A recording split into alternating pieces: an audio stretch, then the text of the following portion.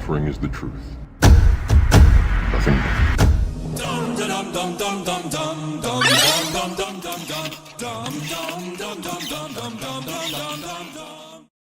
Good afternoon, everyone, and welcome to episode 2 of Debunking Professor Dumb Dave. Now, if you recall, in episode 1, I went on to Professor Dumb Dave's Facebook and took a look at his reviews. Well, I went back there today, and he only has 2 more reviews, so let's check those out real quick before we start debunking his number 2 challenge. The first thing I noticed was he went from 3.8 stars to 3.7. Anyways, this was an hour ago. We have Chloe Marie, and Chloe says, only knows how to insult, incapable of civil debate. Okay, let's go into the comments of Chloe's review.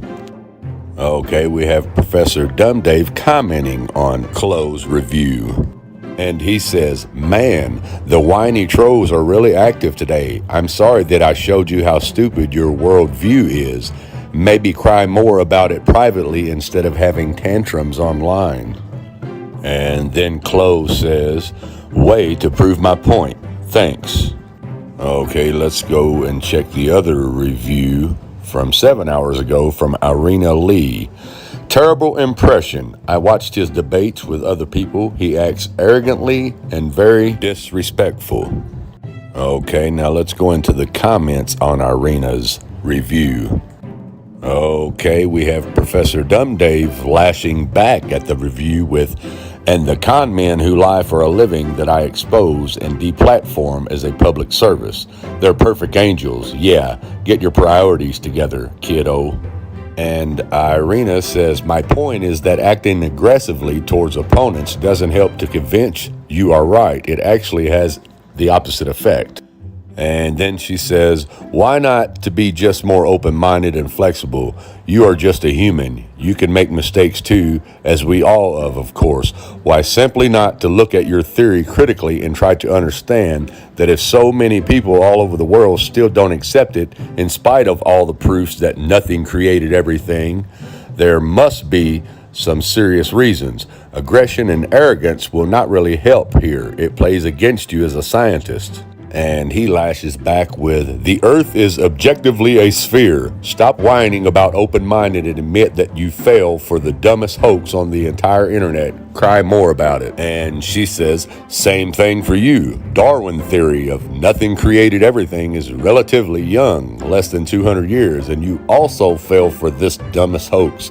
I am using your vocabulary here, and you crying about it online, trying to convince everyone around in your beliefs. You see, when you point a finger at someone, 3 fingers are pointing back at you. And then she says you can use whatever sophisticated or scientific terms you want to proof your beliefs and theories, but it doesn't change the true meaning of your beliefs. Nothing created everything. So intelligently, so beautifully, so aesthetically, all praise to God for his creation. And, of course, Professor Dumb Dave never answered Irina back after that. Good job, Irina. You must have touched a nerve and hurt his little self-centered feelings. Good job. Well, I have to say, I think we all understand why this guy doesn't have a job as a professor teaching at a university anywhere. Just by the comments alone, you can tell this guy has a mental illness called cognitive dissonance. So let's help Professor Dumb Dave understand what that is. Cognitive dissonance, the mental conflict that occurs when beliefs or assumptions are contradicted by new information. The unease or tension that the conflict arouses in people is relieved by one of several defensive maneuvers. They reject, explain away, or avoid the new information, persuade themselves that no conflict really exists, reconcile the differences, or resort to any other defensive means of preserving stability or order in their conceptions of the world and of themselves. Now that wraps Professor Dumb Dave up in a nutshell there. Anyways, let's move on. Now another thing I'm going to do in this episode is let Professor Dumb Dave explain to you his educational background. Here we go. And today I want to address address another question that I get very frequently. It regards my career background and educational background. A lot of you want to know where I went to school and what I studied, and a lot of you want to know if I currently teach in the flesh, and if so, where. And furthermore, a lot of you ask very incredulously, are you a real professor? So I wanted to knock out all of these all at once and just sort of give you a quick summary of my life and career since college. I went to Minnesota for college. I went to a liberal arts school called Carleton College, which is a really great place. And while I was there, I got a bachelor's degree in chemistry. So here's me looking real tough in the cold winter. And immediately after that, I went over to California. I went to UC Santa Cruz to do a master's program in synthetic organic chemistry. But I didn't really last long. I dropped out in my second semester. But I didn't really last long. I dropped out in my second semester. I wanted to move up to San Francisco and play music. So I was there a couple years playing in some different bands. And then I moved down to Los Angeles, again, for music opportunities. And but I eventually got this teaching job for organic chemistry at this little trade university here in the LA area. They offered me the job permanently, but contingent on me getting a master's at the same time. So I went over to Cal State Northridge to give a second shot at a master's degree in chemistry. And I did that for a few years. I was researching and studying over at CSUN, and all the while teaching this organic chemistry course. But through a bunch of bureaucracy, quite frankly, I lost that job, and along with it, the funding for my master's program. So I had to withdraw yet again from the master's program. I lost that job. And along with the funding for my master's program, so I had to withdraw yet again from the master's program. And but I didn't want these lectures to evaporate into the ether. I wanted them to remain in some tangible form, even if I wasn't going to be teaching there anymore. So I decided to record them to camera, just as I would be speaking to my class, and put them online. And that was the birth of Professor Dave Explains. And I chose the name really without much thought. It was kind of tongue-in-cheek, to be honest. I just thought it'd be fun to have like a little persona, Professor Dave. It's just, a little name. And I'm back in school for a third attempt at a master's degree. I'm back in school for a third attempt at a master's degree, this time in science education, so it's a little bit different. And I'll be done in the spring. But to be honest, I really don't have any desire to go back to teaching after that, because I'm doing this full time. I sit literally in this room like 60 to 70 hours a week. I sit literally in this room like 60 to 70 hours a week. Holy jumping fucking shitballs. Dumber than a second coat of paint. Well, imagine that. Here we have a guy who labeled himself a professor, who dropped out of college because he couldn't complete his master's and became a musician, and then gets a job teaching chemistry. And in order to keep that job, he has to complete his master's, which again he fails to do, and loses his job because he can't complete his master's. And who is now trying to complete his master's for a third time, sitting in an isolated bedroom at his parents' house 60 to 70 hours a week, proclaiming to be a professor with only a degree in chemistry. So I honestly don't even see the point in going on and debunking his teenage challenges, but I'm going to now just for the fun of it. So let's move on with debunking Professor Dumb Dave's number 2 challenge.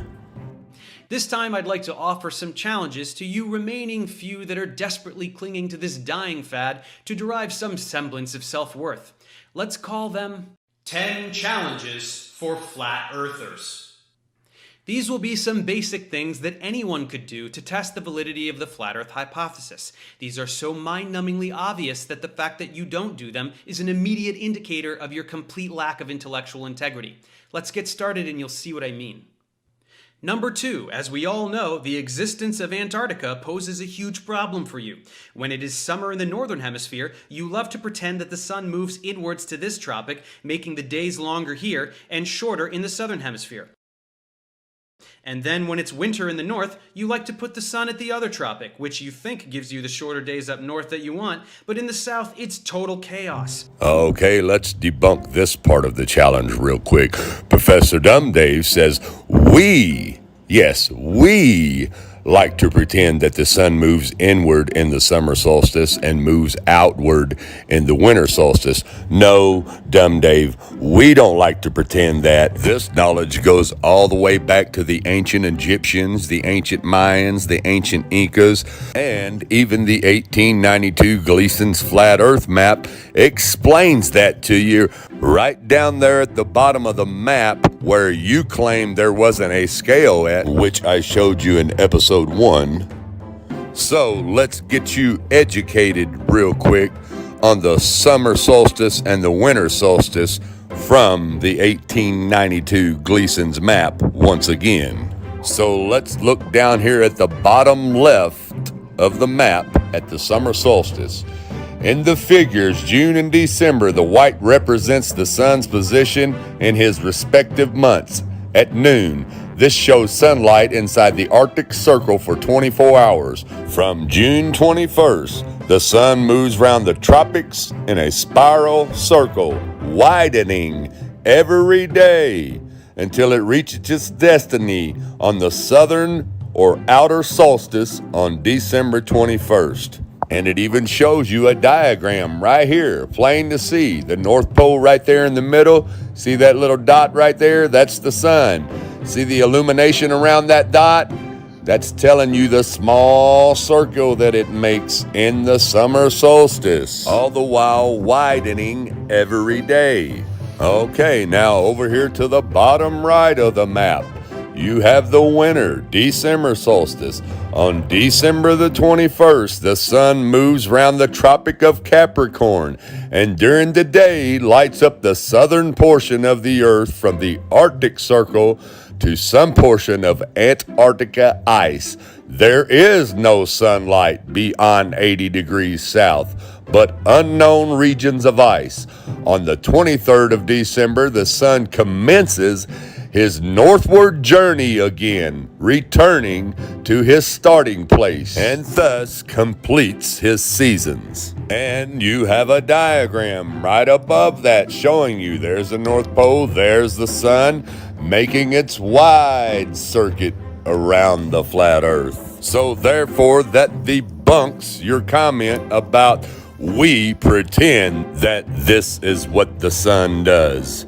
No, Dumb Dave, this scientific map tells you the movement of the sun.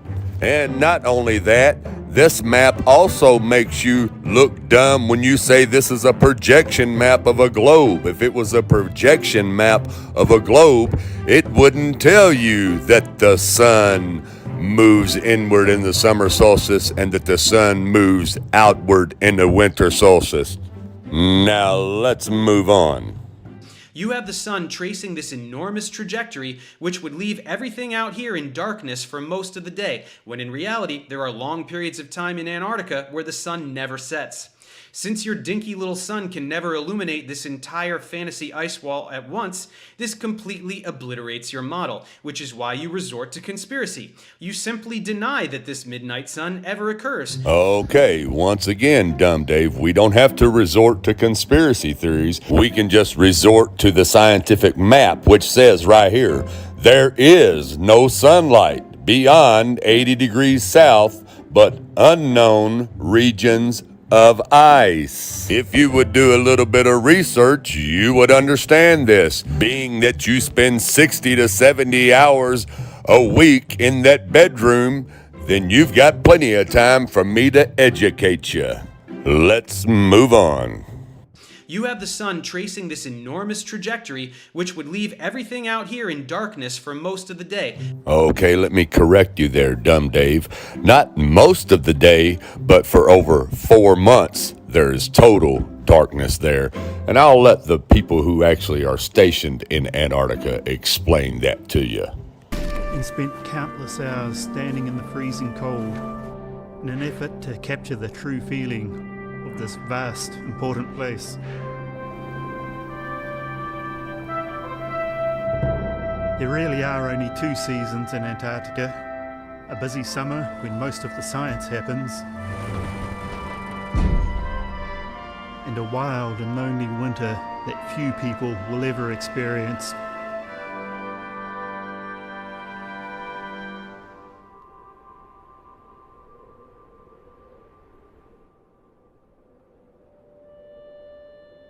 In the middle of March, there's that magical, brief couple of weeks when the sun is rising and setting like normal days, and you can actually leave the curtains open on your window at night to be woken up by the sunrise in the morning.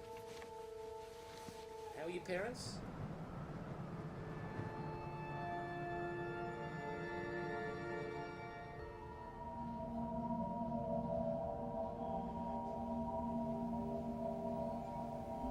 Another hour?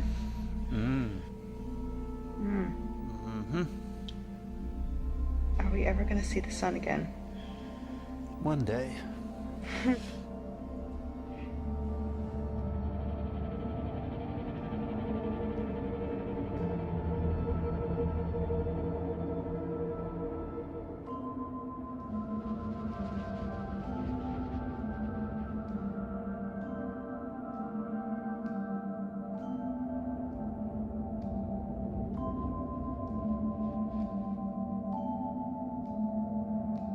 Guess you start to get used to living in a world without light. The days get short and the nights get long, till the nights get real long. There's no more sun, and that's all she wrote.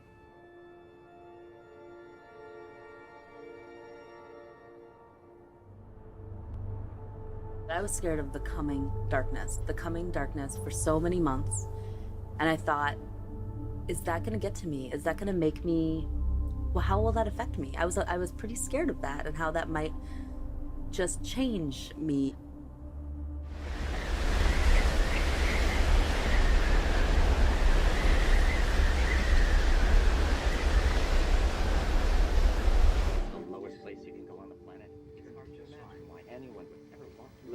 You know, when you watch television here and you see all the things that are going wrong in the world, you know, it's like, thank goodness I'm here. But then you also then watch shows where you see swaying palm trees and people laughing and bucolic scenes, and you're not there. You're here where it's dark and cold and windy. It's the month of June, and right now it's the middle of the day.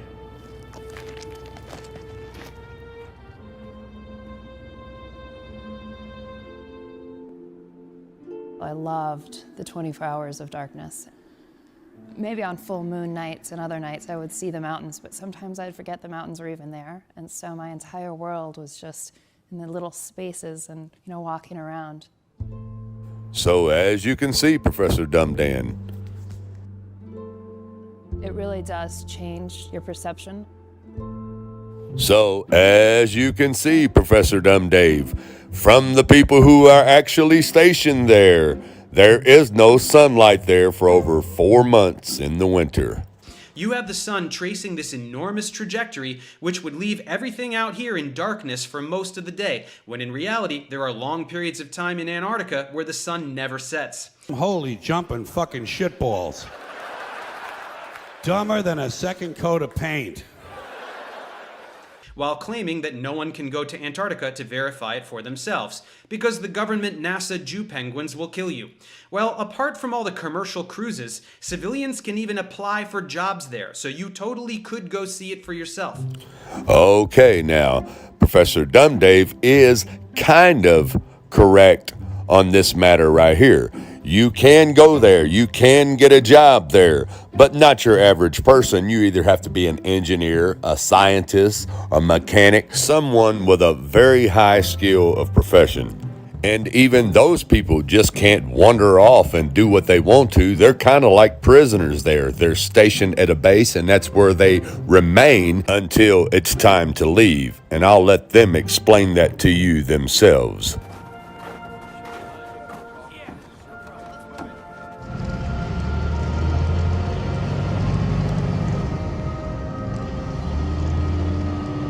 I saw Erebus and wanted to go hiking there and snowboard down it, and I was quickly told no, and then I was off to work. Yeah.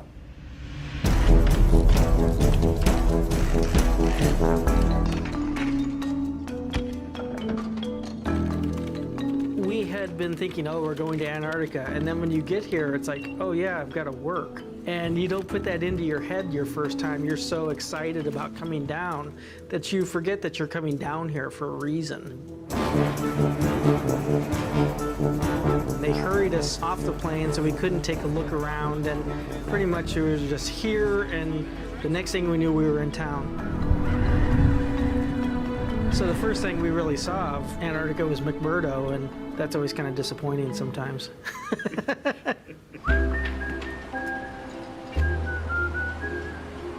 I've seen a lot of different personalities come down here. The ones that seem to do the most of it are the diehards, or the more grounded people.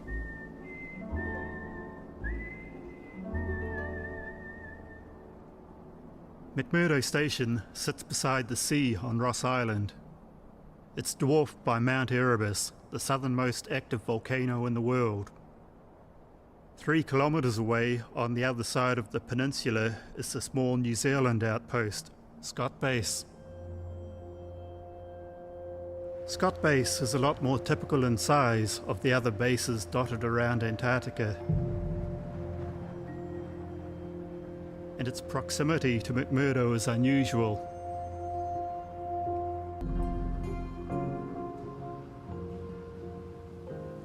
At Scott Base, you have to live and work in one building. Our accommodation is a very small room. It's like a cell, if you like, or a cupboard.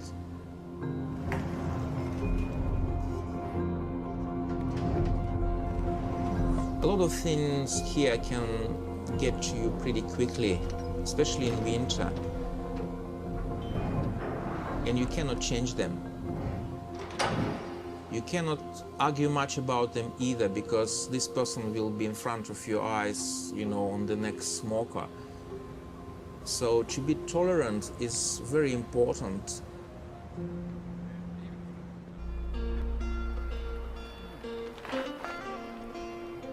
I could live indefinitely here if I could, on occasion, get out. Like I haven't, I've literally gone nowhere since August. You will get to see some fun stuff, but the main thing you're down here for is to work. And I hate to sound cold when it comes to that, but I think a lot of people lose that focus. And when they come down here and all they get to see is a dish room or get to stare at a computer the whole time, I think they might be a little disillusioned.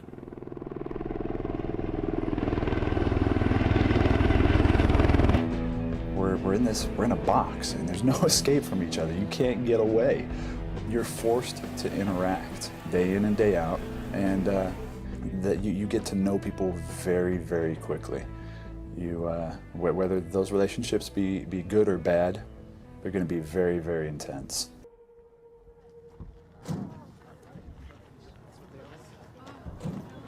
But most people are thinking about heading home.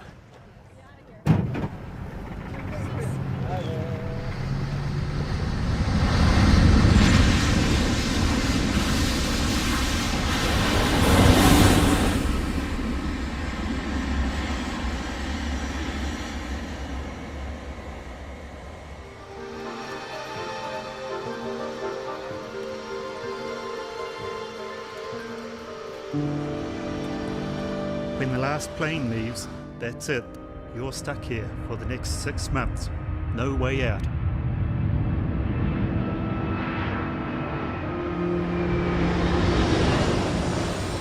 So, as you can see, you're not just allowed to roam free wherever you want to.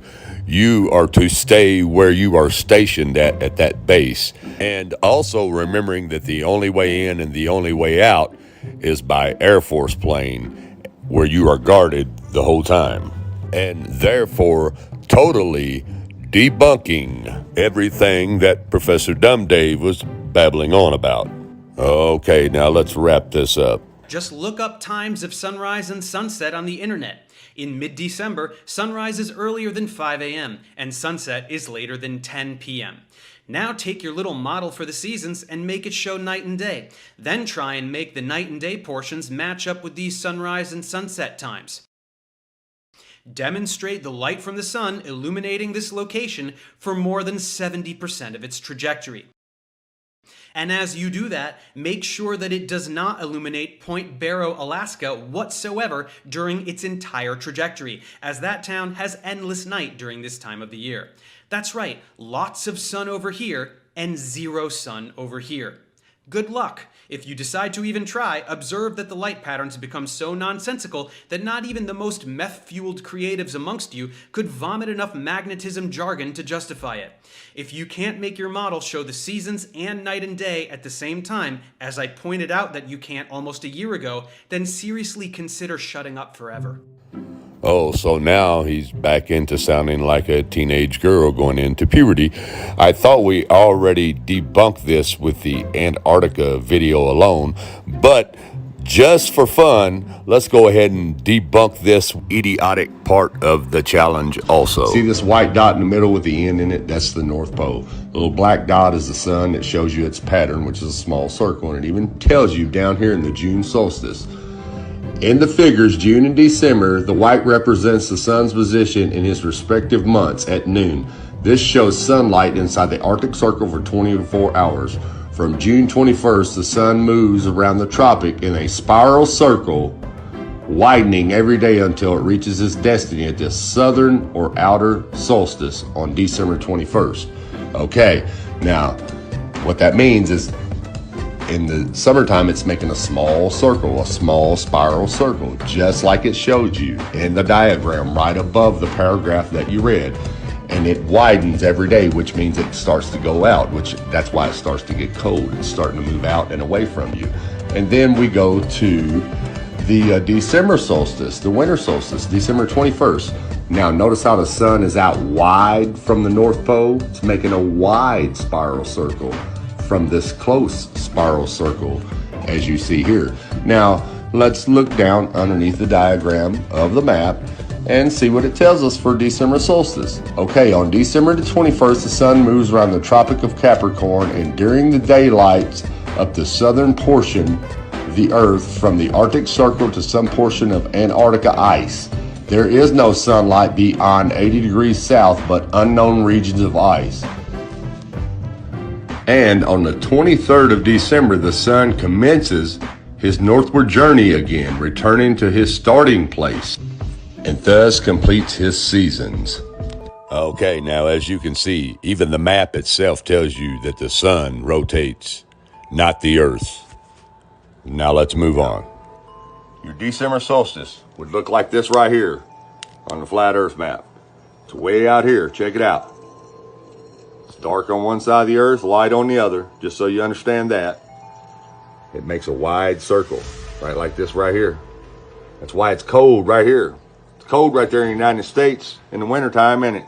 Because the sun's way out here. Sun's way out here. And then in the spring, what's the sun start doing? It starts moving in closer. That's why your days start getting longer. It starts getting warmer. And then by the summer solstice, as you see right here, it says it spirals in to the Arctic Circle. There's your Arctic Circle right there. So this right here is your North Pole, and this little spot right here, this is Alaska. Now in the summer solstice, here's where the sun is. Well, check out what's getting 24 hours of daylight. The Arctic, the North Pole. Because see, the sun's making a small circle.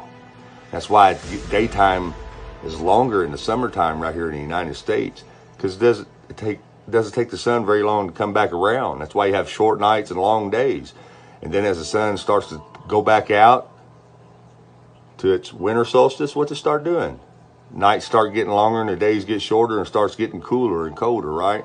Until the sun goes all the way back out to the ice. And then it's cold again. I mean, this is a no-brainer. Why do you think birds fly south for winter? Why do you think fish in the sea migrate south for the winter?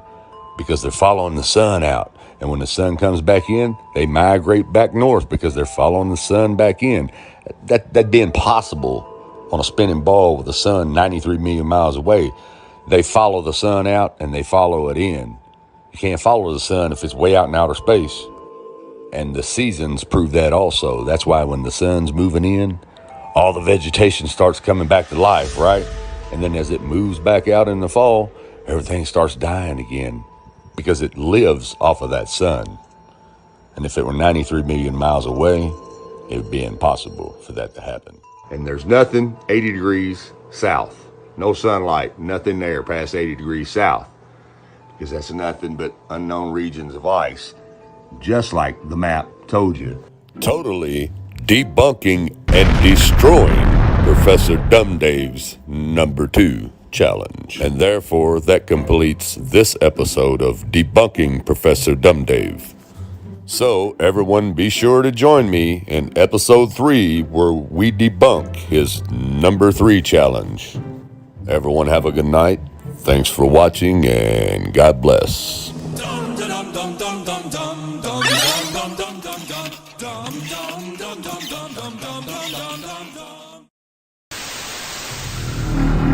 All I'm offering is the truth. Nothing more.